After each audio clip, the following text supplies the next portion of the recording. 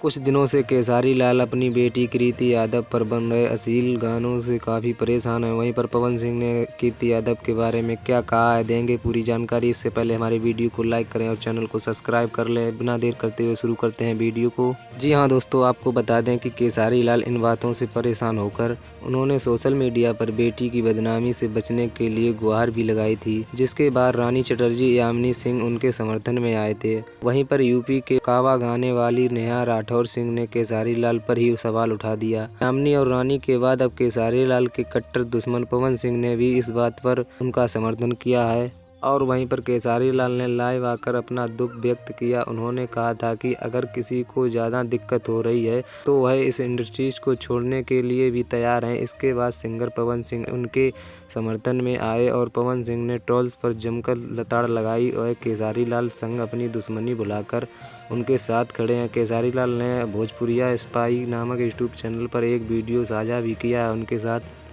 और पवन सिंह ने कहा है, अगर हम लोगों से गलती हो गई है तो हमें बोलिए, सामने वाले से गलती हो गई है तो सामने वाले से बोलिए। हमारी माँ और बेटी के बारे में या सामने वाले की माँ बेटी के बारे में नहीं बोलना चाहिए। आप ये सब मत करिए, ये गंदे काम ना ही करें तो ही बेहतर है। हर बेटी हमारी बेटी है, हर बहन हमारी बहन है और हर माँ हमारी माँ है। मैं नहीं चाहता हूँ कि मैं गुस्से में आकर ज़्यादा बोल जाऊँ।